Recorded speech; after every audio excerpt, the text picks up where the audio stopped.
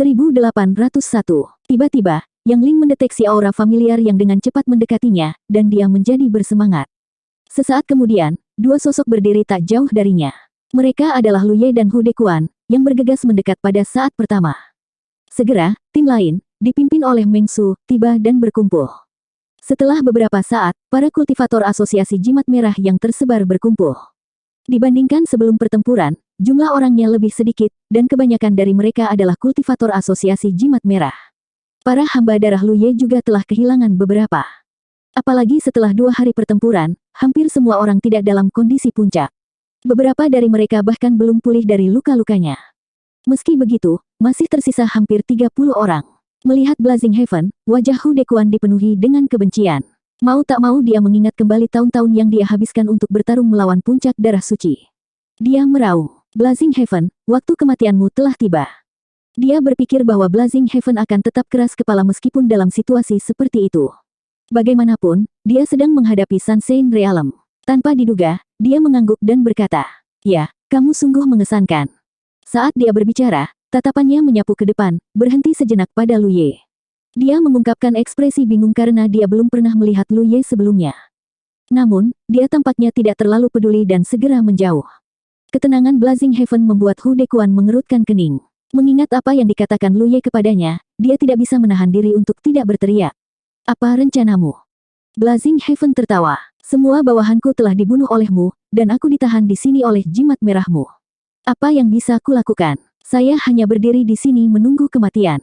Petik 2. Hu Dekuan berkata dengan marah. "Jika kamu benar-benar ingin mati, mengapa kamu tidak bunuh diri?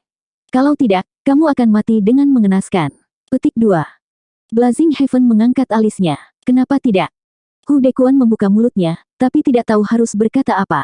Tentu saja, dia tidak cukup naif untuk percaya bahwa Sunshine Realm akan bunuh diri. Meng Su berkata dengan dingin. "Tidak perlu bicara omong kosong dengannya. Bunuh saja dia. Selama dia mati, apapun rencana yang dia miliki, itu tidak akan ada gunanya." Saat dia berbicara, dia mengangkat tangannya dan cahaya merah menyilaukan muncul di ujung jarinya. Mendengar ini, Hu Dekuan mengangguk. "Lakukan." Dia juga mengaktifkan kekuatan jimat merah miliknya. Mata Lu Ye bersinar dan dia juga mengaktifkan kekuatan jimat merah.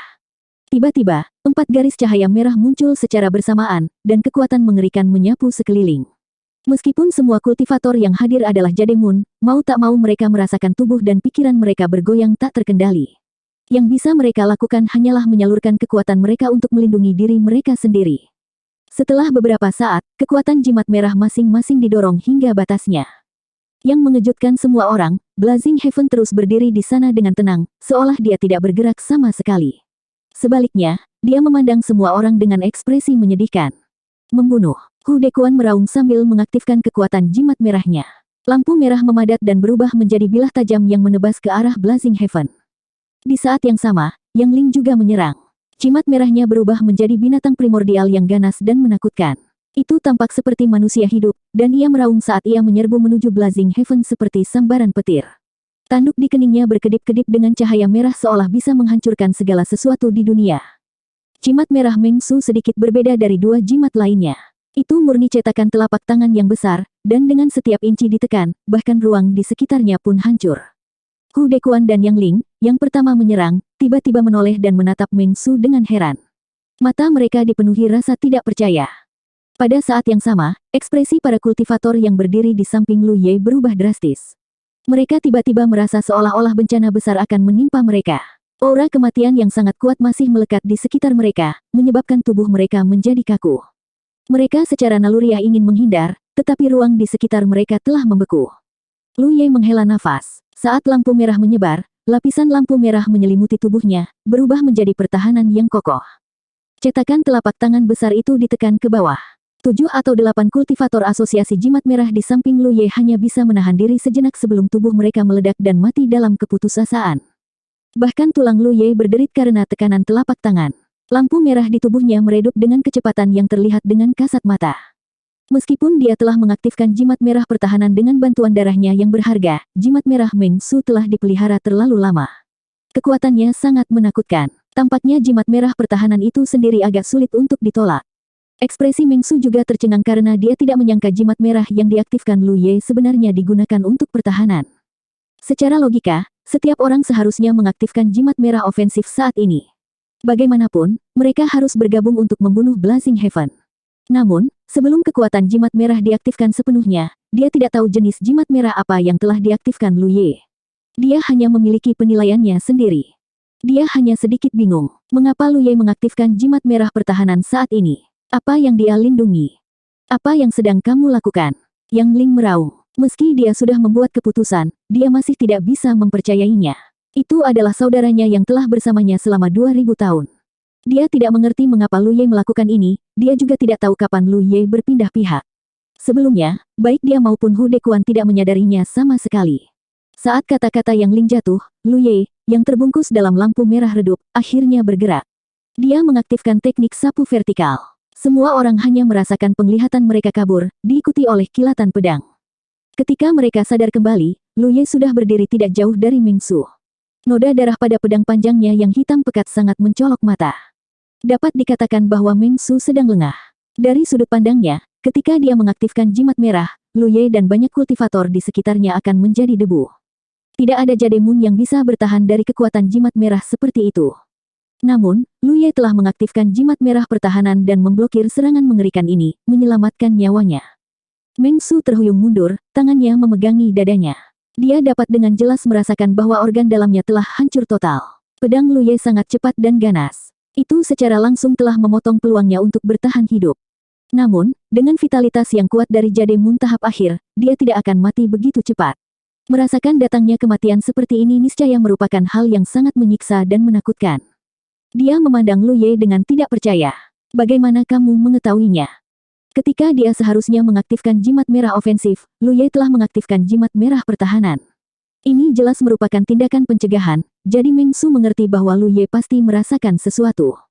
Lu Ye menutup telinga terhadap pertanyaannya, dia juga tidak punya niat untuk menjelaskan. Dia hanya melihat dengan menyesal ke tempat di mana para kultivator asosiasi jimat merah berdiri di sampingnya tadi. Hanya tersisa setumpuk mayat yang terpotong-potong. Ketika dia diam-diam menaklukkan Zhou Tianbao, Lu Ye telah mengetahui sebuah rahasia.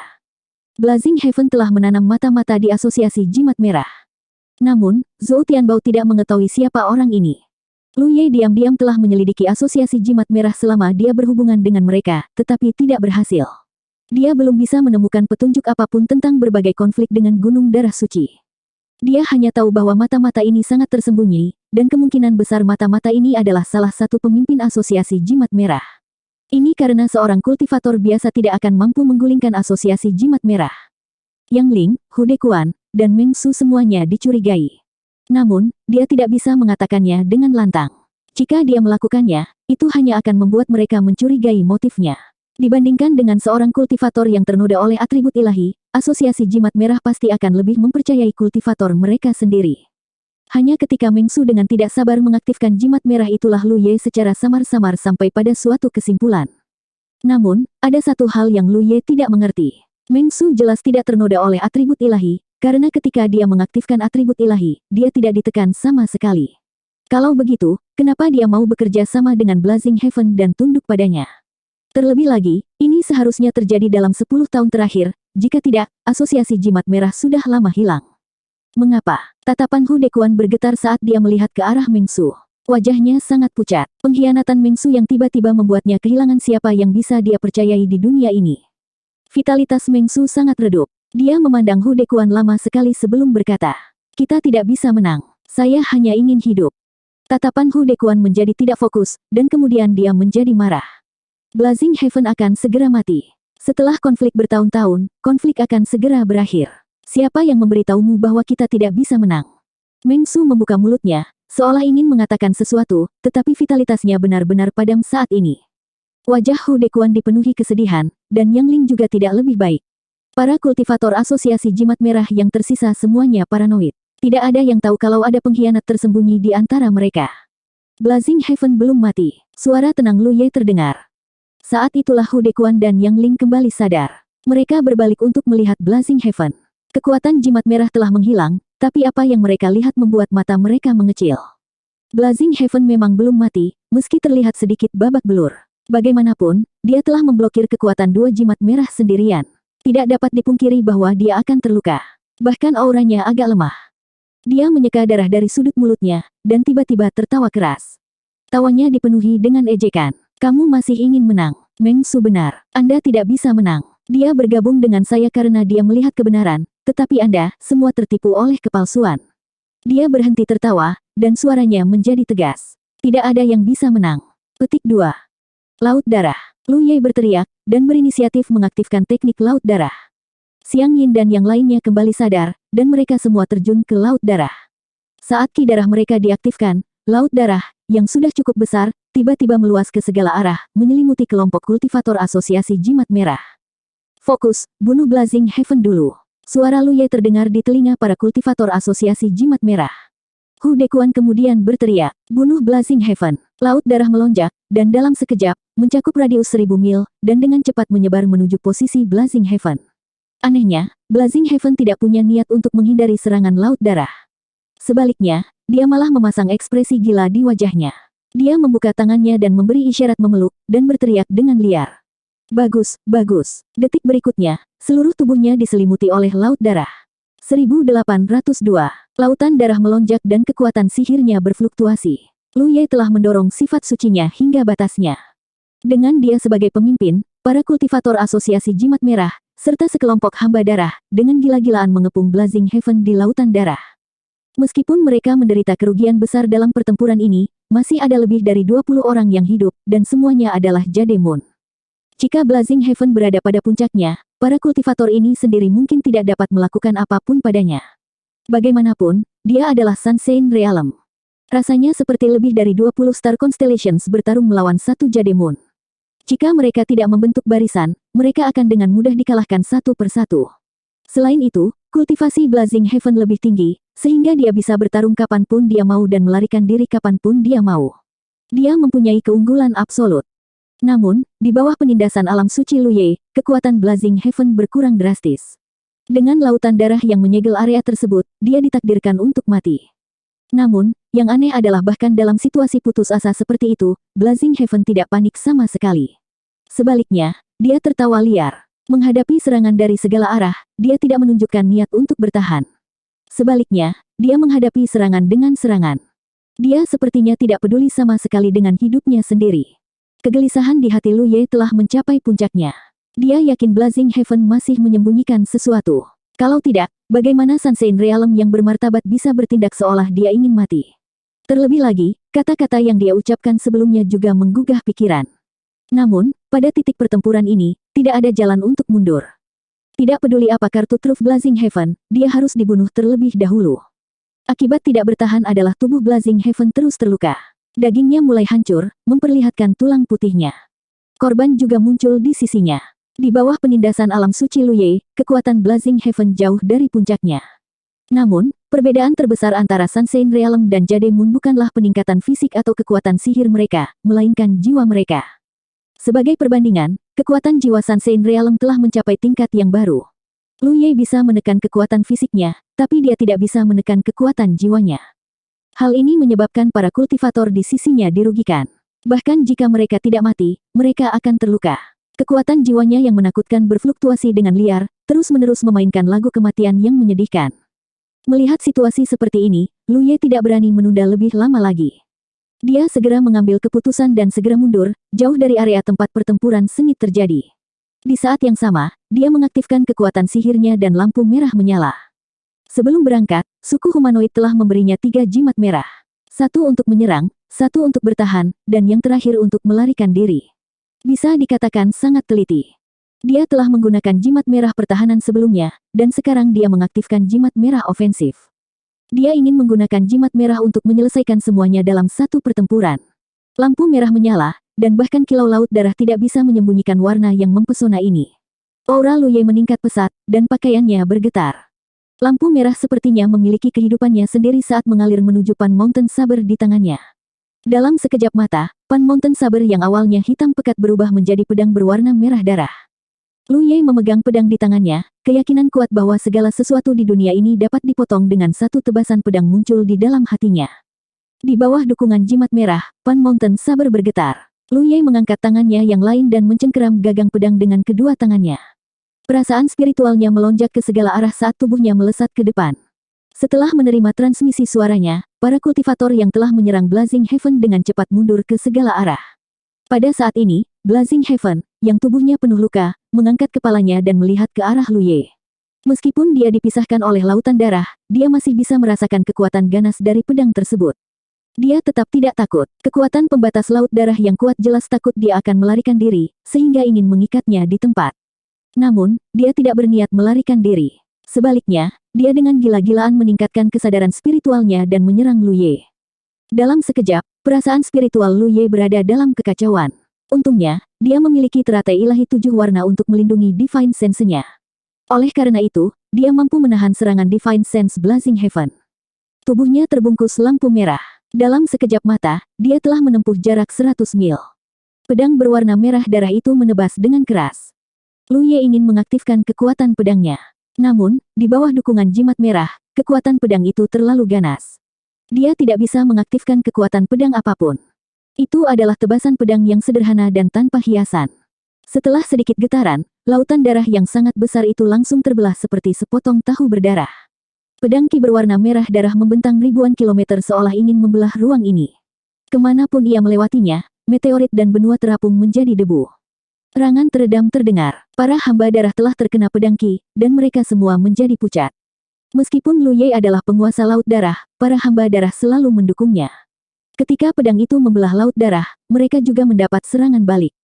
Para kultivator asosiasi jimat merah tidak mengalami serangan balik apapun, tetapi di bawah gelombang kejut yang kuat, mereka tidak dapat menstabilkan diri mereka sendiri.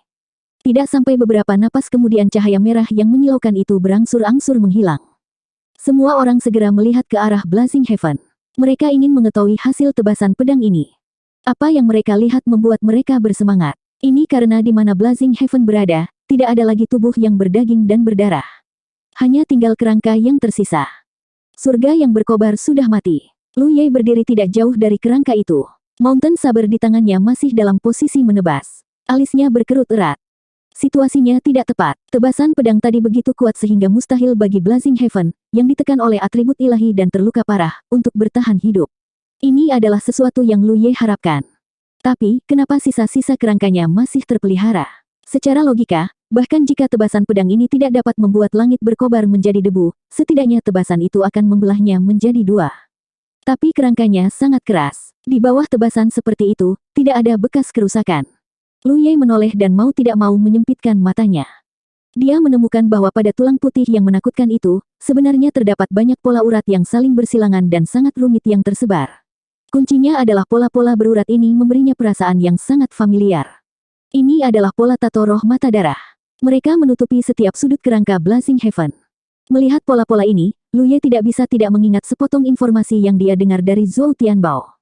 Blazing Heaven telah mengembangkan teknik rahasia dan baru mencapai sedikit keberhasilan beberapa bulan yang lalu. Ketika mendengar berita ini, Lu Ye langsung teringat pada tato roh mata darah. Benda ini muncul bersamaan dengan munculnya bulan darah. Jika dia bisa mengamatinya, orang lain juga bisa. Jika ada teknik rahasia di dunia ini yang dapat menarik minat orang seperti Blazing Heaven, tidak diragukan lagi itu adalah tato roh mata darah yang muncul bersama bulan darah. Saat dia bertarung dengan Blazing Heaven, Lu Ye mewaspadai hal ini karena dia secara pribadi mencoba mengaktifkan tato roh mata darah dan tahu betapa anehnya itu. Namun nyatanya, Blazing Heaven belum menunjukkan tanda-tanda mengaktifkan Blood Eye Spirit Tato. Lu Ye tidak menyangka bahwa Blazing Heaven akan benar-benar mencap tato roh mata darah ini ke kerangkanya.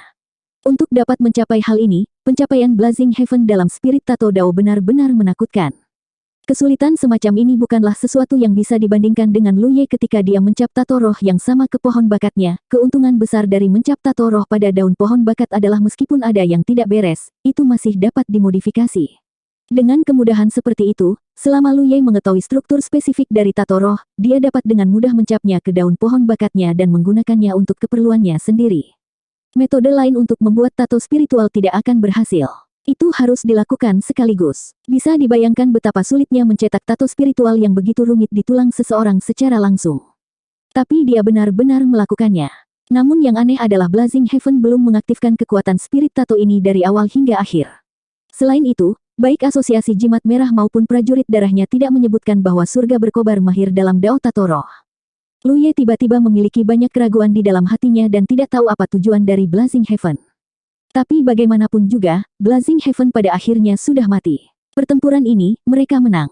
Melihat sekeliling, hanya ada kurang dari 20 kultivator yang tersisa di medan perang yang berantakan. Baru saja, ketika mereka bertarung dengan Blazing Heaven, dia telah membunuh beberapa orang lagi. Kita harus tahu bahwa awalnya ada lebih dari 40 kultivator di pihak mereka, dan puncak darah suci memiliki lebih dari 100 kultivator di pihak mereka. Namun hanya dalam beberapa hari pertempuran, sejumlah besar Jade Moon dan Sunshine Realm telah tewas. Mereka yang masih hidup merasa hal itu tidak nyata. Namun, ketika Lu Ye melihat kegembiraan di mata Hu Dekuan dan yang lainnya, kegembiraan ini dengan cepat berubah menjadi kejutan saat mereka menatap ke belakang. Lu Ye tiba-tiba berbalik dan melihat kerangka Blazing Heaven. Pada saat ini, kerangka putih itu mekar dengan cahaya merah redup. Lampu merah ini dimulai dari tulang rusuk dan dengan cepat menyebar ke seluruh tubuhnya. Dalam sekejap, tato roh yang tertera di kerangka itu diaktifkan. Pemandangan yang sangat aneh ini membuat Lu Ye sama sekali tidak dapat memahaminya. Secara logika, Blazing Heaven sudah mati. Tidak peduli apa yang dia cetak pada kerangkanya sebelum dia meninggal, itu seharusnya tidak diaktifkan. Tapi hal seperti itu terjadi tepat di depan matanya. Tanpa ragu-ragu, Mountain Saber kembali ke sarungnya. Lu Ye menggenggam gagang pedang dengan satu tangan dan mengambil posisi menggambar pedang. Matanya menjadi fokus dan kekuatan sihirnya mulai bersenandung.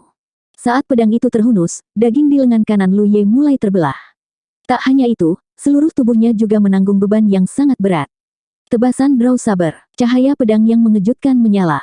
Ini adalah serangan terkuat yang bisa digunakan Lu Ye tanpa menggunakan kekuatan eksternal apapun. Dengan kultivasi Jade Moon tengahnya, bahkan jika Blazing Heaven masih hidup, serangan pedang sedekat itu tidak akan berakhir dengan baik. Namun meski begitu, serangan pedang ini tidak mampu merusak kerangka itu sedikitpun. Lu Ye dapat dengan jelas merasakan serangan pedangnya terhalang oleh lampu merah yang aneh. Saat pedang itu ditebas, kerangka itu langsung terlempar. Di ruang sekitarnya, kekuatan yang tidak bisa dijelaskan sepertinya tertarik oleh kerangka itu, berkumpul ke arahnya. Lu Ye memfokuskan inderanya dan segera menyadari bahwa ini adalah darah dan ki yang sangat besar yang keluar dari tubuh Blazing Heaven setelah kematiannya. Sebagai Sunshine Realm, darah dan ki Blazing Heaven tidak diragukan lagi sangat menakutkan.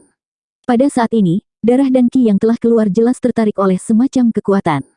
Itu menyelimuti kerangka dan berubah menjadi bola darah yang tidak terlalu padat.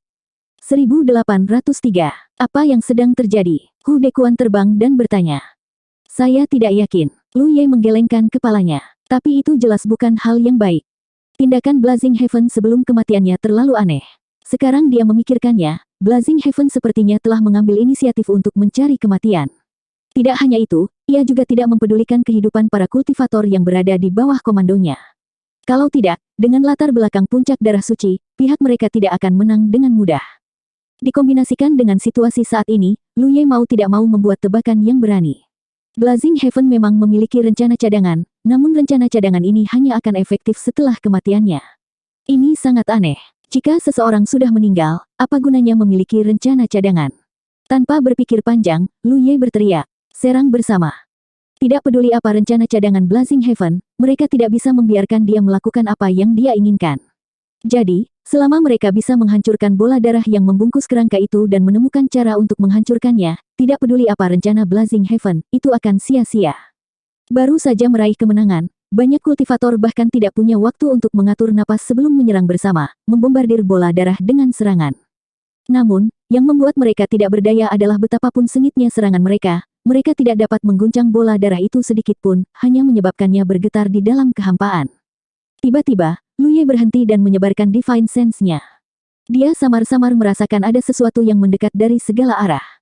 Segera, dia menyadari apa itu. Itu adalah vitalitas darah yang menghilang ke ruang sekitarnya, dan sumber vitalitas darah ini adalah sisa-sisa para kultivator puncak darah suci setelah mereka mati. Dalam pertempuran sebelumnya, setelah para Blood Warrior membunuh para kultivator puncak darah suci, mereka tidak berani memurnikan vitalitas darah mereka dengan santai karena vitalitas darah para kultivator puncak darah suci juga mengandung atribut suci. Memperbaiki vitalitas darah ini secara gegabah akan berisiko bagi para prajurit darah. Ini berbeda dengan saat mereka bermandikan hujan darah dan memurnikan atribut suci lemah yang terkandung di dalamnya. Jika para prajurit darah tidak memurnikan vitalitas darah ini, secara alami darah itu akan tetap berada di area di mana para kultivator itu mati. Lu Ye tidak pernah menyangka bahwa sisa vitalitas darah ini akan benar-benar berkumpul di sini pada saat ini, dan sumber dari pengumpulan ini tidak diragukan lagi adalah bola darah yang aneh. Tampaknya ia memiliki kemampuan untuk menarik vitalitas darah atribut suci. Hanya vitalitas darah Blazing Heaven yang melilit kerangka itu sudah cukup untuk menciptakan situasi seperti itu. Jika vitalitas darah ini diambil, siapa yang tahu apa yang akan terjadi? Lu Ye buru-buru berteriak, hentikan darah dan Qi. Para kultivator yang menyerang bola darah terkejut ketika mendengar ini. Mereka segera menyelidiki dan menemukan masalahnya. Mereka segera berusaha menghentikannya. Lu Ye bahkan menyebarkan laut darahnya, mengubahnya menjadi sungai darah, dan bersama dengan prajurit darah lainnya, menutup area yang luas. Namun, terlepas dari upaya mereka tidak dapat sepenuhnya memblokir esensi darah yang tertarik dari segala arah. Aliran sari darah terus masuk ke dalam bola darah sehingga menyebabkan warna bola darah menjadi lebih pekat. Tidak hanya itu, permukaan bola darah tersebut juga dipenuhi pola yang rumit. Aura aneh terpancar dari bola darah. Lu Ye melirik bola darah itu dan sangat cemas, tapi tidak ada yang bisa dia lakukan. Hanya dalam beberapa lusin napas waktu, bola darah mulai bersinar dengan cahaya merah cemerlang. Apalagi permukaannya ditutupi garis-garis yang menerangi area sekitarnya. Pada saat ini, bola darah tidak berbeda dengan bulan darah yang diamati Lu Ye dari luar. Terlebih lagi, garis-garis di dalam bola darah itu saling terkait satu sama lain, membuat bola darah itu terlihat seperti mata yang terbuka lebar. Darah dan Qi tidak lagi menyatu menuju bola darah. Yang dapat dicegat telah dicegat, dan yang tidak dapat dicegat telah diserap oleh bola darah. Pada saat inilah kehampaan bergetar dan berdengung. Seolah-olah kekuatan dahsyat telah turun dari tempat yang tidak diketahui dan mendarat di bola darah. Cahaya menyilaukan dari bola darah itu langsung bersinar terang. Semua kultivator yang menatap bola darah berada dalam keadaan linglung saat ini, lautan roh mereka menjadi gelisah. Lu Ye juga terpengaruh, tapi jauh lebih ringan dibandingkan yang lain. Dia menatap bola darah yang berubah secara drastis dan menyerap kekuatan dari tempat yang tidak diketahui. Pada saat ini, banyak keraguannya tiba-tiba terjawab. Blazing Heaven tidak mahir dalam Dao of Spirit Runes, jadi sejak dia memasuki dunia ini, Asosiasi Jimat Merah hanya menyebutkan masalah ini kepada Blood Warriors.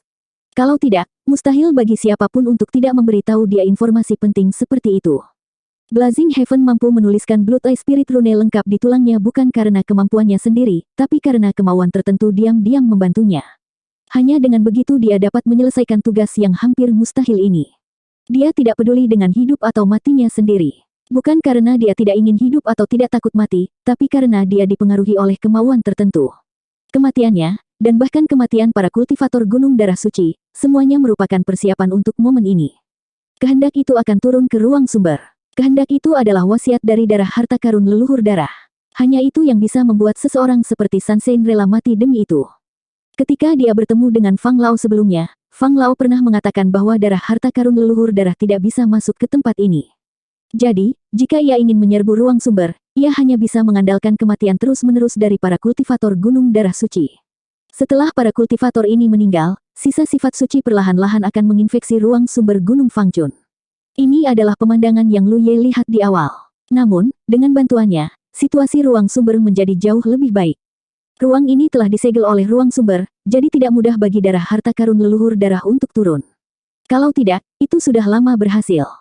Menurut metode sebelumnya, mungkin setelah bertahun-tahun, ruang sumber cepat atau lambat akan terkorosi sepenuhnya oleh darah suci.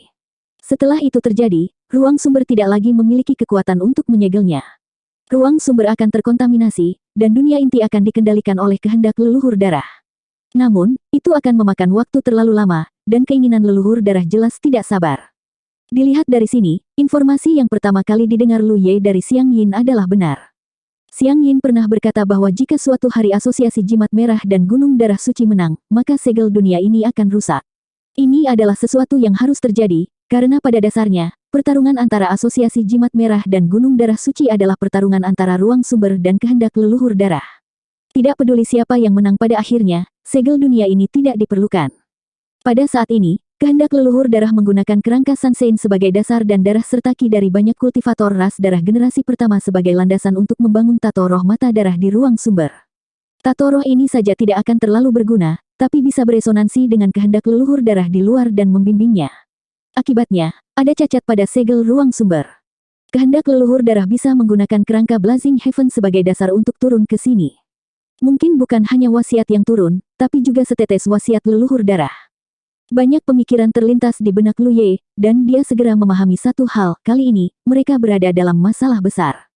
Dia mengira membunuh Blazing Heaven akan menjadi akhir dari perang, tapi siapa sangka itu hanyalah awal dari mimpi buruk. Melihat sekeliling, apakah itu bawahannya atau para kultivator asosiasi jimat merah, semuanya memiliki wajah pucat dan gemetar. Mereka jelas telah terpengaruh oleh tato roh mata darah, dan teror besar yang ditimbulkan oleh turunnya kehendak leluhur darah membuat mereka mustahil untuk melawan. Hal ini terutama berlaku bagi ras darah, yang semuanya telah berubah menjadi udang berkaki lunak. Ini adalah penindasan alami terhadap garis keturunan mereka. Meskipun Lu Ye tidak terlalu lemah, di bawah pengaruh tato roh mata darah, laut ilahinya bergolak. Jika bukan karena perlindungan teratai ilahi 7 warna, situasinya tidak akan lebih baik dari yang lain. Dalam keadaan seperti itu, dia tidak bisa berbuat apapun untuk menghentikannya. Kepahitan memenuhi hatinya. Blazing Heaven benar, tidak ada yang bisa memenangkan pertempuran ini. Orang-orang di puncak darah suci semuanya telah mati, dan perkumpulan jimat merah serta para pejuang darah juga tidak selamat. Setelah darah berharga leluhur darah turun ke sini, kemungkinan besar ruang ini tidak lagi memiliki vitalitas. Tiba-tiba, cahaya bola darah menjadi sangat menyilaukan. Kemudian, dalam situasi di mana tidak ada yang bisa melihatnya, ia berputar dan berubah. Cahaya menghilang, dan teror besar yang menyelimuti tubuh dan pikiran mereka juga lenyap. Lautan ilahi yang bergejolak menjadi tenang, dan di bawah kontras ini, semua kultivator batuk darah. Lu Ye tidak terkecuali. Dia mengangkat tangannya untuk menyeka sudut mulutnya dan memfokuskan pandangannya ke depannya. Sejauh yang dia bisa lihat, bola darah itu telah menghilang. Yang menggantikannya adalah sosok ramping dan anggun. Dia benar-benar telanjang, dan lekuk tubuhnya mulus. Anehnya, tidak ada godaan sama sekali. Sebaliknya, itu dipenuhi dengan rasa ledakan yang berlebihan. Itu adalah wanita jangkung dengan rambut panjang berwarna merah darah yang menutupi punggungnya. Kulitnya putih, dan matanya merah darah. Namun, ada garis-garis di pupilnya, seolah-olah ada 2 miniatur bulan darah yang tertanam di dalamnya. Jantung Lu Ye berdebar kencang. Meskipun dia sudah tahu bahwa darah berharga leluhur darah telah melahirkan kehendaknya sendiri, dia masih tidak percaya dengan apa yang dilihatnya.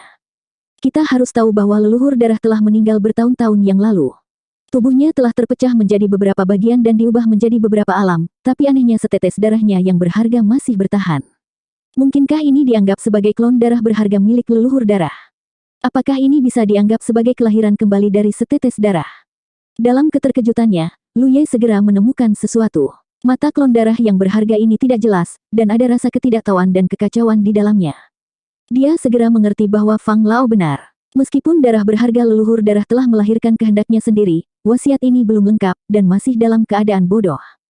Tampaknya rencana leluhur darah untuk menggunakan kerangka Blazing Heaven dan ki darah dari banyak kultivator ras darah generasi pertama untuk menciptakan tubuh dan turun ke sini bukanlah sesuatu yang bisa dia selesaikan. Blazing Heaven pasti berkontribusi terhadap hal ini. Dalam kehampaan, sosok dari asosiasi jimat merah dan para pelayan darah berdiri diam, semuanya tercengang saat mereka menatap klon darah berharga yang tiba-tiba muncul. Tak satu pun dari mereka yang tahu apa yang sedang terjadi atau mengapa makhluk hidup tiba-tiba muncul. Tidak ada yang berani bertindak gegabah. Meskipun klon darah yang berharga tampaknya tidak menjadi ancaman, teror besar yang ditimbulkannya kepada semua orang ketika klon itu turun sekarang masih tetap ada. Di tengah keheningan ini, klon darah yang berharga tiba-tiba menoleh dan melihat ke arah tertentu, tempat Zhouran berdiri. Sekilas saja, Zhouran merasa seolah-olah bencana besar akan menimpanya, dan ekspresinya menjadi sangat ketakutan. Di sisi lain, mata bodoh klon darah berharga itu dipenuhi dengan keraguan, seolah-olah dia telah melihat sesuatu yang aneh. Kemudian, ia mengulurkan tangannya ke arah Zhouran dan dengan lembut mengepalkannya. Lampu merah darah meledak. 1804, Zhouran, seorang kultivator Jade Moon Realm tahap akhir, telah meninggal begitu saja. Klon darah berharga leluhur darah mengepalkan tinjunya dan mengubahnya menjadi debu tanpa perlawanan apapun. Ki dan darahnya mengalir seolah-olah ditarik ke dalam tubuh klon darah berharga. Semua orang merasakan darah mereka menjadi dingin saat melihat ini. Tidak ada yang pernah melihat bagaimana klon darah berharga melakukannya. Saat dia mengepalkan tinjunya, tidak ada fluktuasi energi yang dilepaskan. Namun, Zhouran masih tergencet seperti semut. Ini jelas tidak masuk akal. Jika klon darah berharga menunjukkan pancaran seorang kultivator yang kuat dan membunuh Zhouran dari kejauhan, hal itu bisa dimengerti. Namun, apa yang mereka lihat barusan sepertinya tidak demikian. Hampir tidak ada yang mengerti apa yang telah terjadi. Hanya Lu Ye yang memiliki sedikit pemahaman tentang kebenaran. Zhouran adalah seorang kultivator ras darah generasi pertama, dan sifat ilahinya berasal dari klon darah berharga milik leluhur darah. Oleh karena itu, ketika klon darah berharga turun, hal itu dapat merenggut nyawa Zhouran. Dia mengambil kembali kekuatannya sendiri. Bukan hanya Zhouran, tapi semua prajurit darah di bawah komando Lu Ye mungkin juga sama. Ini karena masing-masing dari mereka memiliki sifat ilahi sendiri sebelum kedatangan Lu Ye. Saat Lu Ye berpikir demikian, tatapan klon darah berharga sekali lagi beralih ke prajurit darah lainnya. Ketika prajurit darah melihat akhir yang menyedihkan dari Zouran, dia ketakutan. Dia dengan paksa mengedarkan kekuatan sihirnya dan berbalik untuk melarikan diri. Namun, semuanya sudah terlambat. Klon darah berharga leluhur darah mengepalkan tinjunya lagi, dan prajurit darah dari alam giok bulan tingkat menengah mengikuti jejak Zouran. Berlari, Lu Ye melihat situasinya tidak tepat dan buru-buru berteriak. Di hadapan klon darah berharga leluhur darah, para prajurit darah tidak bisa berbuat apa-apa. Sebaliknya, mereka hanya akan meningkatkan kekuatannya. Satu-satunya hal yang bisa mereka lakukan sekarang adalah melarikan diri. Bahkan Lu Ye sendiri buru-buru mundur begitu dia selesai berbicara. Dalam sekejap mata, sosok-sosok tersebar ke segala arah. Ketika para kultivator asosiasi jimat merah yang masih hidup melihat ini, mereka tidak berani tinggal lebih lama lagi dan berpencar seperti burung dan binatang. Performa klon darah berharga terlalu mengejutkan, dan mereka bahkan tidak bisa memikirkan untuk melawan. Bukan karena mereka tidak cukup berani. Mereka telah bertahan selama bertahun-tahun, dan mereka telah membuktikan keberanian mereka dengan berperang melawan Blazing Heaven. Namun, kemampuan Blazing Heaven tidak bisa dibandingkan dengan avatar leluhur darah. Saat dia melarikan diri, Lu Ye dengan jelas menyadari bahwa prajurit darahnya sekarat satu persatu, dan hanya sesaat kemudian, hanya saudara perempuan Xiang Yin yang tersisa. Pada saat ini, kedua saudara perempuan itu seperti kelinci yang ketakutan, berusaha mati-matian untuk melarikan diri. Mereka melarikan diri ke arah yang sama dengan Lu Ye, karena ketika Lu Ye meneriakkan kata-kata itu, mereka secara naluriah mendekati Lu Ye, seolah mencari rasa aman. Namun, mereka tidak tahu bahwa saat ini, bahkan Lu Ye sendiri pun tidak merasa aman. Yang mulia, Xiang Yin mengalihkan pandangan sedihnya ke arah Lu Ye, wajahnya penuh permohonan. Dia juga telah memperhatikan kematian para Blood Warrior lainnya dan tahu bahwa sebentar lagi giliran dia dan adiknya. Dia juga tahu bahwa dalam situasi ini, Yang Mulia sudah kehabisan akal, tetapi pada saat hidup dan mati ini, dia masih secara naluriah menoleh ke Lu Ye. Sosok Lu Ye yang melarikan diri tiba-tiba berhenti, dan dia bergegas menghampiri mereka, mengangkat tangannya, dan buru-buru berkata, "Masuk." Begitu kalimat ini diucapkan, sebuah portal aneh tiba-tiba muncul di kehampaan. Xiang Yin dan Xuan Yu tidak ragu-ragu sama sekali, terjun lebih dulu ke dalamnya dan menghilang. Lu Ye dengan cepat menutup portal, berdiri diam, berbalik, dan melihat kembali ke area di mana avatar darah berharga leluhur darah berada. Mereka tidak dapat melarikan diri. Saat Xiang Yin dan Xuan Yu dibawa ke dunia bunga kecil, Lu Ye dengan jelas merasakan tatapan avatar darah berharga tertuju padanya. Dia pasti menyadari bahwa ada atribut ilahi yang kuat di tubuhnya. Saling menatap melintasi kehampaan, Lu Ye mendorong spirit ki-nya hingga batasnya untuk melindungi tubuhnya, energi spiritualnya juga melonjak dengan kencang. Pertahanan spirit rune dan divine rune dibangun secara gila-gilaan, lapis demi lapis. Dia tidak tahu apakah dia bisa memblokir genggaman avatar darah berharga, tapi dia tidak ingin duduk diam dan menunggu kematian. Saat dia menyaksikan dengan penuh perhatian, avatar darah berharga mengangkat tangannya dan dengan lembut mengepalkan tinjunya. Saat ini, jantung Lu Ye berdetak kencang. Namun, dia segera menyadari bahwa dia baik-baik saja. Ini karena dia tidak merasakan sesuatu yang abnormal, yang berarti bahwa kendali mutlak atribut ilahi dari avatar darah berharga tidak berpengaruh padanya. Lu Ye menghela nafas panjang, merasa seolah dia baru saja lolos dari kematian. Namun, dia sudah menduga situasi ini. Ketika dia memurnikan darah ilahi leluhur darah, pohon bakat telah membakar segala sesuatu yang tidak menguntungkan baginya, hanya menyisakan apa yang berguna baginya. Dengan kata lain, jejak yang awalnya milik leluhur darah telah disempurnakan oleh pohon bakat, jadi meskipun atribut ilahi Lu Ye masih ditekan oleh atribut ilahi yang lebih kuat, dia tidak lagi tunduk pada atribut ilahi leluhur darah seperti yang dimiliki oleh prajurit darah. Inilah alasan mendasar mengapa dia terhindar. Di kejauhan, leluhur darah sedikit memiringkan kepalanya dengan ekspresi bingung. Jelas sekali, dia tidak tahu mengapa Lu Ye tidak mati seperti para kultivator lainnya dan tanpa cedera. Namun, kecerdasan spiritual leluhur darah yang bodoh tidak memberinya banyak kemampuan untuk berpikir, jadi ketika dia melihat bahwa Lu Ye belum mati, dia bergegas ke arahnya dengan kecepatan yang sangat cepat. Lu Ye, yang baru saja bersukacita atas pelariannya yang sempit, menyadari bahwa kemungkinan besar dia akan menemui ajalnya kali ini. Dia bisa mengabaikan kendali avatar darah berharga atas atribut ilahi, tetapi jika avatar darah berharga menyerangnya secara pribadi, dia tidak bisa berbuat apa-apa. Bahkan jika avatar darah berharga tidak dapat menampilkan kekuatan puncak leluhur darah, meskipun hanya dapat menampilkan 10%, itu bukanlah sesuatu yang dapat ditolak oleh Jade Moon. Saat avatar darah berharga semakin dekat dengannya, Lu Ye tiba-tiba melihat sekilas cahaya dari sudut matanya. Dalam sekejap mata, cahaya tiba di depannya dan mengenai tempat dia berada. Ruang di sekelilingnya beriak. Di saat yang sama, suara lama terdengar di telinga Lu Ye. Jangan bergerak. Lu Ye segera menyadari bahwa itu adalah suara Penatua Fang. Dia segera menghentikan langkahnya dan bahkan menarik kembali kekuatan sihirnya. Ruang di sekelilingnya terdistorsi, dan Lu Ye tidak bisa menahan perasaan yang sangat aneh. Seolah-olah dia ada di dunia ini, tapi juga seolah-olah dia tidak ada. Avatar darah berharga bergegas ke tempat yang tidak jauh darinya. Ekspresi bingung avatar darah berharga menjadi semakin membingungkan. Ia terus melihat ke kiri dan ke kanan seolah sedang mencari Lu Ye. Namun, Lu Ye jelas berdiri tidak jauh di depannya. Lu Ye menahan napas. Dia tahu bahwa avatar darah berharga telah kehilangan posisinya di bawah teknik Elder Fang. Setelah merenung sejenak, Lu Ye mengerti apa yang sedang terjadi. Bagaimanapun, Penatua Fang adalah kesadaran asal. Karena itu adalah kesadaran asal, secara alami ia memiliki tingkat kendali tertentu atas kekuatan dunia ini, sama seperti bagaimana Jiu kecil dapat mengendalikan kekuatan 9 prefektur. Meskipun Fang Lao menderita korosi darah berharga leluhur darah dan tidak dapat sepenuhnya mengendalikan dunia ini seperti Xiao Jiu, dia masih dapat mengganggu ruang pada saat kritis dan membuangnya ke kedalaman ruang, membantunya bertahan hidup. Untungnya, kecerdasan avatar darah berharga tidak tinggi. Kalau tidak, itu bisa dengan mudah mematahkan teknik Elder Fang.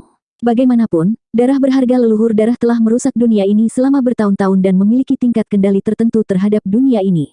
Hal ini dapat dengan mudah mematahkan tingkat pengusiran spasial ini. Di lokasi asal, di mana para kultivator asosiasi jimat merah telah membentuk formasi besar untuk menyembunyikannya, cahaya mulai mekar dan aura asal mengalir keluar dengan jelas. Avatar darah berharga, yang sedang mencari Lu Ye dengan ekspresi bingung, segera menoleh dan melihat ke arah asal. Pada saat berikutnya, sosoknya bersinar seperti kilat, seperti hiu yang mencium bau darah, dan dia bergegas menuju asal. Tindakannya menyelamatkan Lu Ye tidak diragukan lagi telah mengungkap asal-usulnya. Setelah perjuangan bertahun-tahun yang tak terhitung jumlahnya, klon darah berharga akhirnya tiba di sini dengan bantuan surga yang berkobar. Tujuannya tidak lebih dari mengikis asal. Itu adalah wasiat yang ditinggalkan oleh leluhur darah di dalam darah berharga. Itu adalah hal pertama yang perlu dilakukan oleh klon darah berharga. Dia tidak bisa memasuki ruang ini, jadi semua korosi yang dia alami di dunia ini hanya dangkal.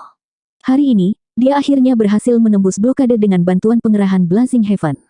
Setelah merasakan aura asal, dia tentu saja tidak bisa menunggu. Dalam sekejap mata, avatar darah berharga itu terbang menjauh. Kekuatan yang telah mengusir Lu Ye juga menghilang saat ini. Saat kelainan di ruang sekitarnya kembali normal, sosok Lu Ye muncul kembali. Melihat sekeliling, tidak ada seorang pun di sana. Setelah pertempuran ini, semua orang dari Saint Blood Peak telah tewas, dan asosiasi jimat merah juga menderita kerugian besar. Pada akhirnya, tampaknya hanya sekitar selusin orang yang selamat. Adapun prajurit darahnya sendiri, hanya Xiang Yin dan Xuan Yu, yang telah dibawa ke dunia bunga kecil, yang selamat. Bukan karena dia tidak berpikir untuk menggunakan dunia bunga kecil pada awalnya, tapi leluhur darah telah bertindak terlalu cepat. Bahkan jika dia menggunakan dunia bunga kecil pada awalnya, dia tidak akan mampu menyelamatkan banyak prajurit darah. Terlebih lagi, ukuran dunia bunga kecil terbatas. Hanya dalam 2 hari pertempuran, Jademun telah menderita lebih dari 100 korban jiwa, dan Sunshine Realm terjatuh sendirian. Ini jelas merupakan pertempuran paling tragis kedua yang pernah diikuti Lu Ye. Yang pertama adalah pertempuran di luar galaksi 4 arah melawan pasukan serangga dan ras darah. Dalam pertarungan itu, bahkan Sunshine Realm sempat mati beberapa kali. Lu Ye melihat ke arah asal lagi, tapi dia tidak bisa melihat apapun. Tidak ada cahaya, tidak ada aura, dan dia bahkan tidak bisa mendeteksi aura avatar darah berharga. Dia ingin melihat situasi di sana, tapi dia tidak berani terburu-buru. Dia bisa membayangkan bahwa kesadaran asal harus bertarung dengan avatar darah berharga pada saat ini. Namun, perjuangan semacam ini bukanlah pertarungan sederhana, melainkan pertarungan pada level yang lebih dalam. Setelah memikirkannya, Lu Ye mengirimkan pesan.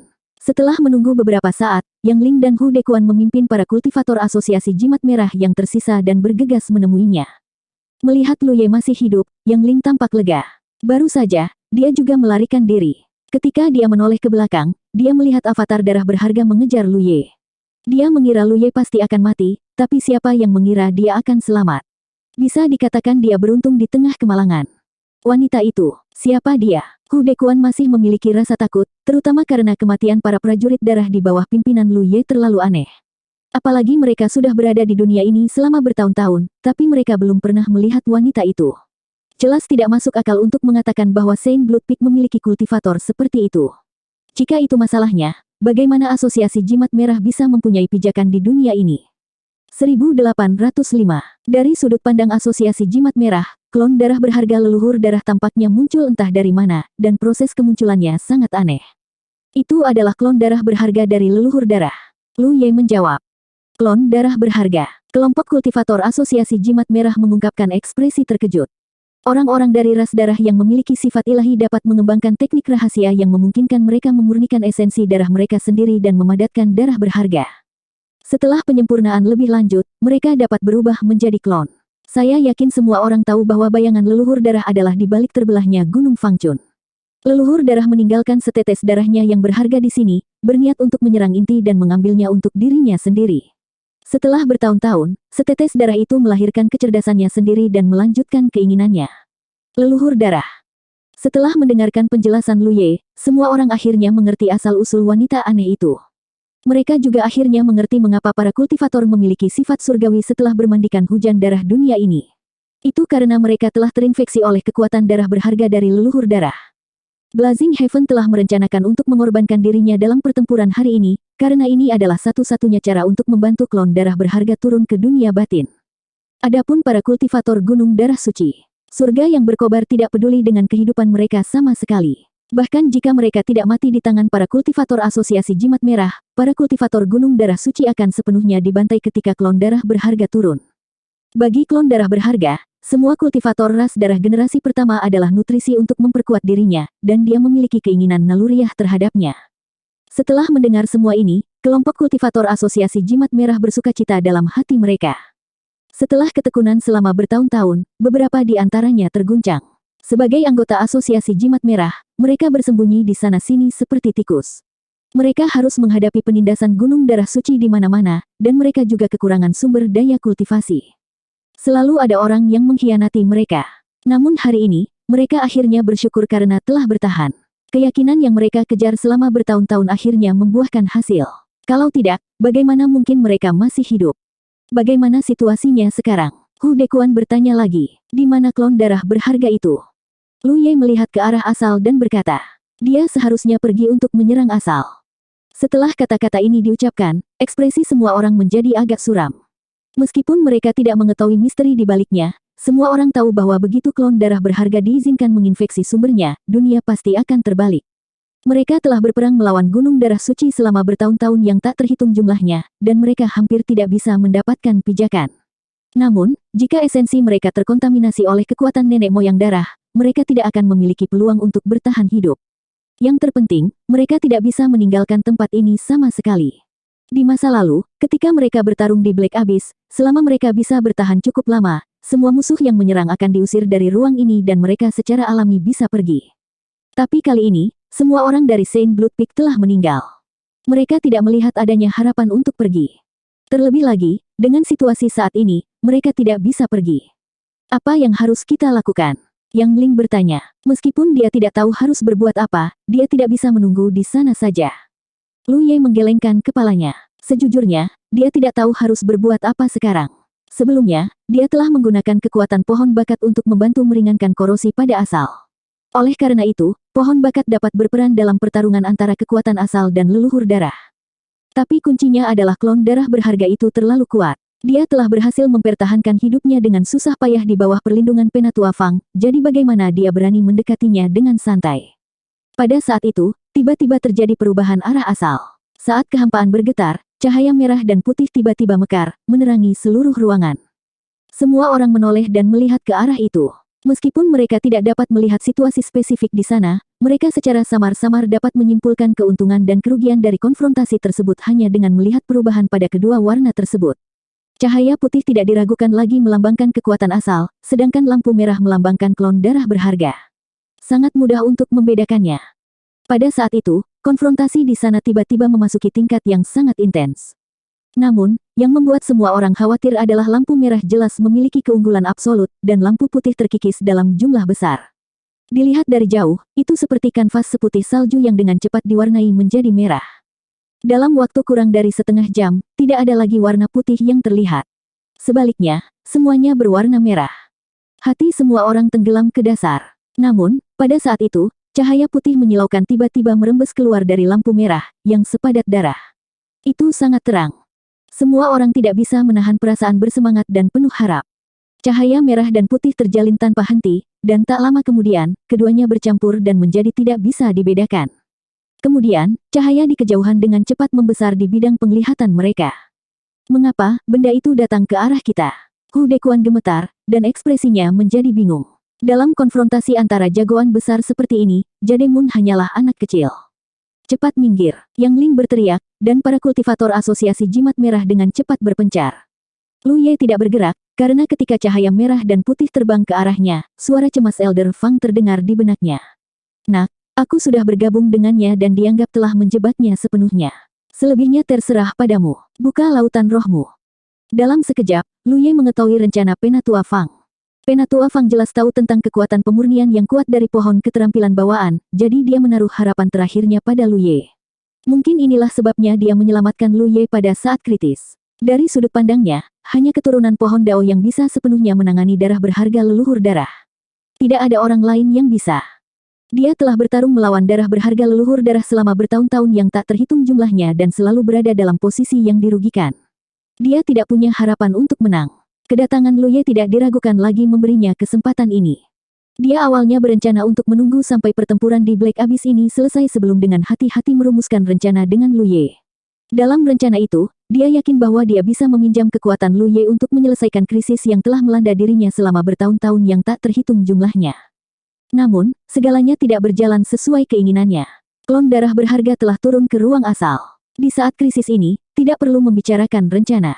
Dia hanya bisa bertaruh. Saat menyelamatkan Lu Ye, dia telah memperlihatkan auranya sendiri dan menarik klon darah berharga untuk merusaknya. Pada saat ini, ruang asal tidak hanya mengandung kekuatannya sendiri, namun darah berharga juga telah sepenuhnya terintegrasi ke dalamnya. Jika tidak ada gangguan dari luar, tidak akan butuh waktu lama bagi klon darah berharga untuk sepenuhnya merusak ruang asal dan membiarkan klon darah berharga mengambil alih kendalinya. Namun, klon darah berharga tidak menyadari bahwa metode ini telah mengikat tangan dan kakinya. Ruang asal sekarang seperti sangkar, menjebaknya di dalam. Jika klon darah berharga memiliki kecerdasan spiritual yang cukup, dia mungkin bisa mendeteksi beberapa petunjuk. Namun, kecerdasan rohaninya masih kacau, jadi bagaimana dia bisa menolak rencana Penatua Fang? Lu Ye telah membuka laut ilahinya. Saat berikutnya, dia melihat bola cahaya terbang di depannya dan menabrak tubuhnya. Meskipun Penatua Fang telah mencoba yang terbaik untuk mengendalikannya, kekuatan yang kuat masih bukanlah sesuatu yang dapat ditahan oleh Lu Ye. Saat itu menimpanya, dia merasakan semua tulang di tubuhnya hancur. Dia merasa pusing dan seluruh tubuhnya terlempar. Dia sangat pusing hingga hampir pingsan. Dia bahkan tidak bisa merasakan sakit di tubuhnya. Kemudian, suara Penatua Fang terdengar di telinganya. Bangun, jangan tertidur. Lu Ye menggigit ujung lidahnya dan baru saja bangun. Kemudian, dia memantapkan tubuhnya dan memeriksa kondisinya. Setelah memastikan bahwa dia tidak akan mati, dia buru-buru membenamkan dirinya dalam kesadarannya. Saat berikutnya, avatar jiwanya muncul di laut ilahinya. Melihat ke atas, bola cahaya merah dan putih tercetak di bidang penglihatannya. Tidak diragukan lagi itu adalah manifestasi dari ruang asal. Saat Lu Ye pertama kali melihatnya, itu hanya ditutupi lapisan tipis kabut darah, tapi sekarang penampilannya telah berubah total. Karena dia berada di laut ilahinya, Lu Ye dapat dengan jelas merasakan ada dua keinginan kuat yang bertarung di bola cahaya ini. Merah dan putih terus berubah, dan turbulensi melanda segala arah. Air laut berubah menjadi gelombang. Bahkan dengan penindasan terhadap teratai warna-warni yang mekar dengan cahaya warna-warni, ada beberapa tanda bahwa teratai tidak dapat berhenti. Cepat perbaiki. Suara Elder Fang terdengar pada saat ini, seperti guntur yang mengejutkan. Lu Ye hendak mengaktifkan kekuatan pohon bakat ketika dia tiba-tiba menyadari ada masalah. Elder Fang, jika saya memperbaikinya, apa yang akan Anda lakukan? Pada saat ini, darah berharga leluhur darah bukanlah satu-satunya yang terperangkap di ruang asal. Jika Lu Ye memurnikannya, dia memang bisa memurnikan kekuatan darah berharga, tapi dengan cara ini, kesadaran ruang asal juga akan dimurnikan. Tidak mungkin untuk mengatakan bahwa Lu Ye hanya akan memurnikan darah berharga dan bukan ruang asal. Keduanya sudah tercampur menjadi satu dan tidak dapat dipisahkan. Suara Penatua Fang terdengar. Saya sangat bersyukur Anda dapat menanyakan pertanyaan ini. Namun, tidak ada solusi yang sempurna di dunia ini. Saya menggunakan tubuh saya sebagai sangkar untuk menahan iblis ini, dan saya tidak ingin gagal pada akhirnya, saat ini. Perbaiki saja, jangan khawatirkan aku. Lu Ye tidak mengatakan apapun. Penatua Fang tahu apa yang dia pikirkan dan tidak bisa menahan diri untuk tidak menghela nafas.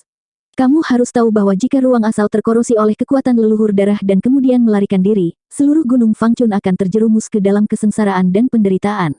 Terlebih lagi, selama Gunung Fangchun masih ada, ruang asal akan melahirkan sebuah kesadaran baru cepat atau lambat. Namun, kesadaran itu mungkin bukan Penatua Fang. Ekspresi Lu Ye serius saat dia berkata dengan suara rendah. Elder Fang, maaf telah menyinggung perasaanmu. Saat dia berbicara, hantu pohon bakat tiba-tiba muncul di belakang avatar jiwanya. Daun-daun pohon yang menjulang tinggi itu terbakar habis. Akar yang tak terhitung jumlahnya menjulur dari akar pohon seperti makhluk hidup, menembus ke dalam ruang asal. Pemurnian telah dimulai. Asap hitam dalam jumlah besar mengepul dari pohon bakat. Tidak diragukan lagi ini adalah kekuatan leluhur darah. Itu bukanlah ketidakmurnian, tapi sesuatu yang berbahaya bagi Lu Ye. Seolah-olah ia memiliki kesadaran darah berharga di ruang asal melawan dengan keras, menyebabkan seluruh ruang asal menjadi gelisah. Hal itu membuat laut ilahi Lu Ye terasa seolah hari kiamat telah tiba.